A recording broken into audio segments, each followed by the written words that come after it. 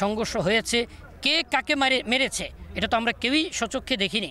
কামারপাড়া ব্রিজের নিচ থেকে ইট পাটকেল এবং লাঠির মাথায় মশাল লাগিয়ে সাথীদের উপরে নিক্ষেপ করা হলো। সরকারি সিদ্ধান্ত মোতাবেক আমাদের 20 তারিখ থেকে 24 তারিখ পর্যন্ত ফয়সালা হয়েছিল আমরা দিয়াবাড়ি ময়দানে জোর করব।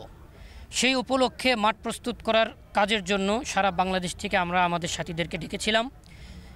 তো দিয়াবাড়িতে জোর করা কতটুক সম্ভব হবে কি হবে না এই বিষয়টা পরিদর্শনের পর প্রশাসন আমাদেরকে বলেছে যে আমরা আজকে সকাল 10টার বৈঠকের পর চূড়ান্ত সিদ্ধান্ত গ্রহণ করব। যেহেতু দিয়াবাড়িতে জোর করার মতো পর্যাপ্ত সুযোগ সুবিধা নেই, পানি নেই, গ্যাস নেই, বিদ্যুৎ নেই, সামিয়ানা টানানোর কোনো ব্যবস্থা নেই, টয়লেট নেই, কিছু নেই। তো সেই বিষয়টাকে সামনে নিয়ে আমাদের সাথীরা সম্পূর্ণ শান্তিপূর্ণ উপায়ে রাত 3টা সাড়ে 3টার দিকে সারা দেশের বিভিন্ন জায়গা থেকে এসে সুইচ গেট থেকে কামারপাড়া পর্যন্ত যে রাস্তা, এখানে যে উড়াল সেতু নির্মাণ হচ্ছে তার নিচে বিছানা করে শোয়ার জন্য প্রস্তুতি নিচ্ছিলেন।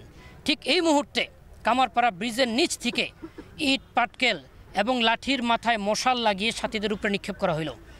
তখন সাথীরা হঠাৎ করে বুঝতে পারেনি, যখন বুঝতে পারছে যে তারা আক্রমণ হতে যাচ্ছে তখন সকলে তাকবীর দিল।